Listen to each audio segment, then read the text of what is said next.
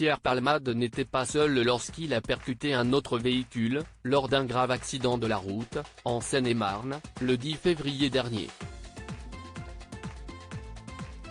Au moment des faits, l'humoriste était accompagné de 2 individus, qui ont pris la fuite. L'un d'entre eux a été interpellé et placé en garde à vue ce mercredi 15 février.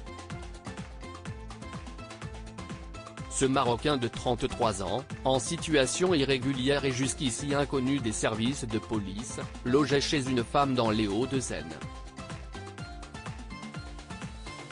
Ce vendredi 17 février, son avocate Nathalie Fontenot s'est exprimée face à la presse. Il est reproché à mon client une non-assistance à personne en danger et on a placé actuellement mon client sous le statut de témoin assisté, a-t-elle fait savoir en préambule, selon des propos rapportés par BFM TV.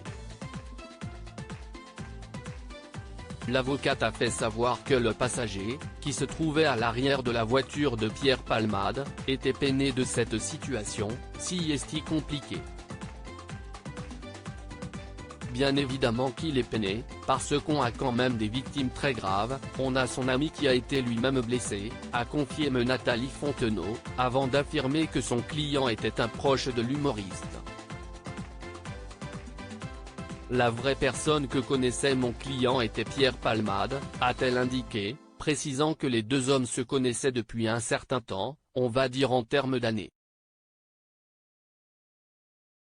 Supérieur à Pierre Palmade, Muriel Robin, Michel Larocque, Véronique Sanson.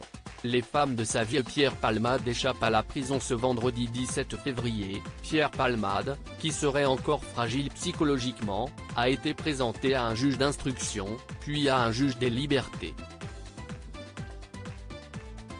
Ce dernier a fait le choix de le mettre en examen et le placer sous contrôle judiciaire avec bracelet électronique pour homicide et blessures involontaires.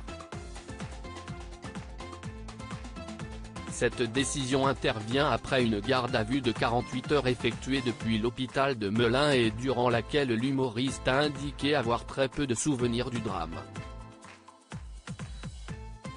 Crédit photo, Gouye, Jacovide.